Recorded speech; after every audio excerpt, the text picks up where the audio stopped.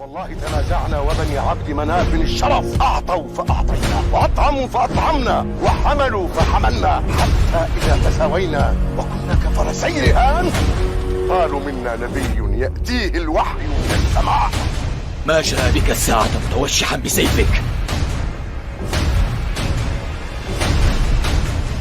ألا تنتهي حتى ينزل الله بك قارعة؟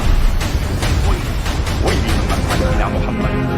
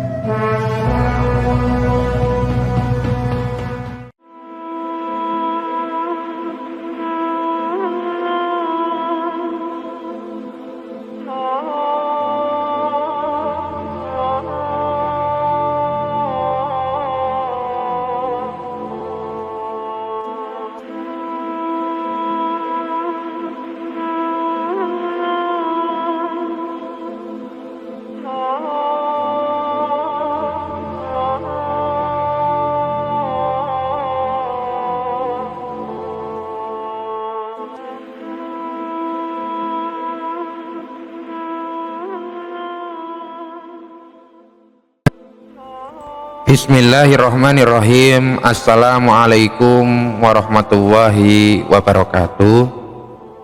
Pada kesempatan kali ini saya akan membahas sejarah mengenai dinasti Hamdaniyah.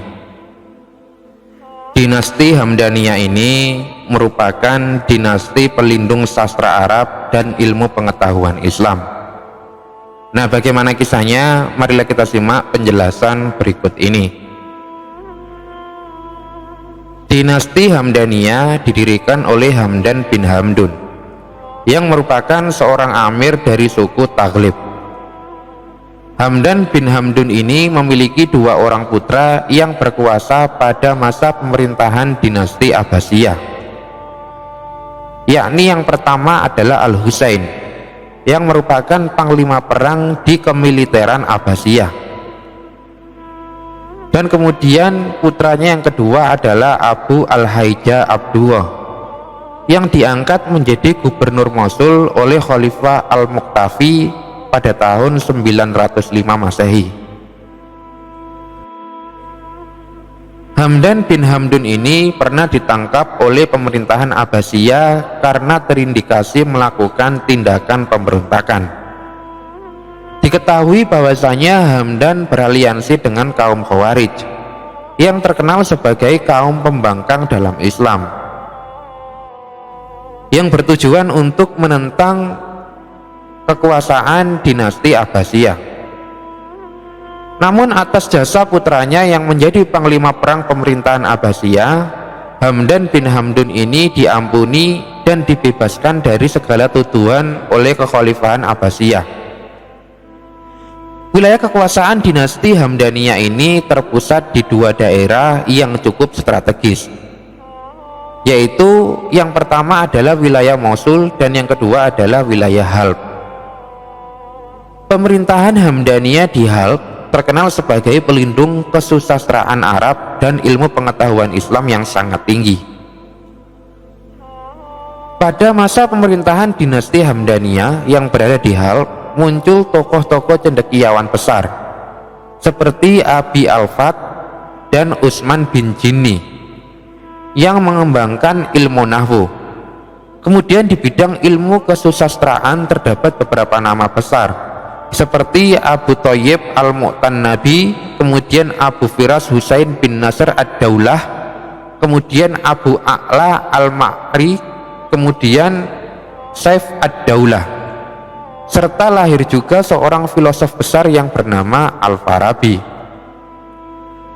Kemudian setelah wafatnya Abu Al-Haija Abdullah, kekuasaan pemerintahan Mosul beralih pada putranya yaitu Husain bin Abu Haijal yang kemudian diberi gelar oleh khalifah sebagai Nasir Ad-Daulah. Putranya yang lainnya yakni Ali bin Abu Haija berhasil menguasai wilayah Halb dan Hims dari kekuasaan dinasti Ahsidiyah. Nah, Ali bin Abu Haija kemudian mendirikan pemerintahan dinasti Hamdaniyah di Halb. Terdapat beberapa faktor yang mengakibatkan dinasti Hamdaniyah ini turun dari kekuasaannya, seperti halnya hilangnya kepercayaan dan simpati masyarakat ketika pemerintahan Hamdaniyah tidak bersikap adil terhadap kepentingan masyarakat di seluruh wilayah kekuasaannya. Hal itu menyebabkan wibawa dinasti Hamdaniyah jatuh. Faktor lainnya adalah kembali bangkitnya kekuasaan Bizantium yang ketika itu kembali melakukan ekspansi perluasan wilayah kekuasaannya. Beberapa wilayah Hamdaniyah menjadi sasaran ekspansi tersebut, sehingga membuat Hims terlepas dari kekuasaannya. Faktor terakhir adalah penyerangan yang dilakukan oleh kaum Fatimiyah, yang mana ketika itu menyebabkan pemimpin Hamdaniyah ketika itu yang bernama Said ad-Daulah meninggal dunia. Hal itu membuat kekuasaan dinasti Hamdaniyah perlahan runtuh dan hancur.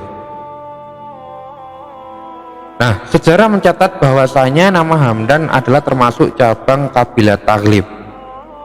Kabilah ini merupakan kabilah besar di antara anak cucu Robi'ah bin Mudhar.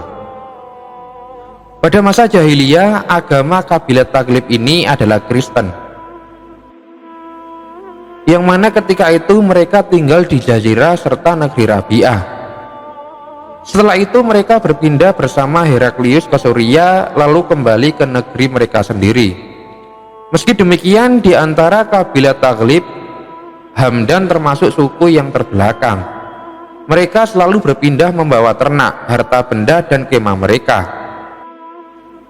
sebagaimana yang dilakukan oleh suku-suku di Arab, yang mana ketika itu mereka berpergian dari Tihama ke Najd, kemudian ke Hijaz, kemudian ke Robi'ah atau ke tepi sungai Efrat, yakni tempat yang bernama Rikoh. Nah, dari Rikoh kakek mereka Hamdan bin Hamdan berpindah ke Mosul. Hamdan yang merupakan kakek dinasti Hamdaniyah adalah kepala suku yang mempunyai beberapa anak yang kelak selalu mengandalkan kemampuan dirinya sendiri. Mereka bertempur dan mengalahkan musuh-musuhnya. Hidup mereka sangat keras dan menjadikan kekuatan sebagai satu-satunya benteng pertahanan bagi mereka. Tiada kata damai dan kerjasama kecuali hanya sedikit. Nah, Hamdaniyah muncul pada saat dinasti Abbasiyah lemah. Saat itu banyak negara dan keamiran memerdekakan diri, terutama bangsa Turki, Persia, Kurdi, dan sebagian kabilah Arab. Nah, Hamdaniyah ini berdiri bersamaan dengan pengangkatan Al-Muttaqi oleh dinasti Abbasiyah, di mana pada masa itu roda pemerintahan dinasti Abbasiyah dikuasai oleh para pejabat yang berasal dari etnis Turki, sebagaimana yang dilakukan oleh kabilah Taghlib. Karena kecakapan Hamdan bin Hamdan, kabilah Taghlib ini akhirnya menguasai dan kemudian meraih kesuksesan.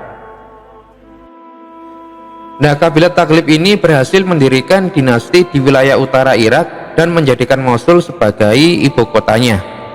Hal ini terjadi pada tahun 929 hingga tahun 969 Masehi. Nah, kabilah Taghlib ini fanatik terhadap bangsa Arab dan mereka tidak suka dengan bangsa Turki, karena ketika itu bangsa Turki menguasai pemerintahan Abbasiyah. Itulah sebabnya maka pada tahun 330 Hijriah yang bertepatan dengan 942 Masehi, panglima yang bernama Hasan bin Abdullah Al-Hamdani memasuki Baghdad bersama saudaranya untuk membantu Khalifah Al-Muttaqi Billah. Al-Muttaqi pun menunjuk Hasan sebagai kepala seluruh pejabat dengan gelar Nasirud Daulah. Sedangkan saudaranya yang bernama Ali diberi gelar Saifud Daulah Al-Hamdani. Namun demikian, hal tersebut tidaklah membuat bangsa Turki menyerah. Di bawah pimpinan Tauzan pada tahun 933 Masehi, mereka mengusir Hamdaniyah dan mengembalikannya ke Mosul. Kemudian setelah diusir dari Baghdad, Saifuddaulah ingin meluaskan wilayah. Pada tahun 945 Masehi, dia bergerak menuju Syria bagian utara dan menguasai Halab serta menguasai Mesir dan Suriah saat itu. Saifuddaulah menjadi penguasa di sana sampai tahun 951 Masehi. Ilmu pengetahuan dan pendidikan sangat diperhatikan pada masa kepemimpinan Saifuddaulah. Sebagai akibatnya, negerinya banyak dikunjungi oleh para ulama. Sehingga ketika itu muncullah banyak ilmuwan. Di antaranya adalah Al-Farabi, Abu Faraj Al-Asbihani, Ibnu Khulawai, Ibnu Jinni, Ibnu Nubata, Abu Faras, dan lain sebagainya. Munculnya dinasti Hamdaniyah yang ada di sepanjang perbatasan Islam dengan wilayah Romawi di selatan Asia Kecil dan utara Irak adalah menguntungkan. Kekuatan mereka menjadi penghalang serangan Romawi ke negara-negara Islam pada saat kaum muslimin lemah karena pengaruh dalam negeri dan tidak memiliki kekuatan perang yang memadai. Sejarah mengabadikan nama Saifuddaulah di sela-sela peperangannya yang banyak melawan Romawi sehingga menghalangi mereka menyerang ke wilayah kaum muslimin. Sepeninggal Saifuddaulah, dinasti Hamdaniyah mundur dan melemah. Dinasti Fatimiyah berhasil meruntuhkan dinasti Hamdaniyah dan menguasai seluruh wilayah pada tahun 1003 Masehi. Nah, demikianlah secara singkat mengenai dinasti Hamdaniyah yang dapat saya sampaikan. Semoga dapat menambah wawasan kita semua. Akhirul kalam, billahi taufik wal hidayah. Wassalamualaikum warahmatullahi wabarakatuh.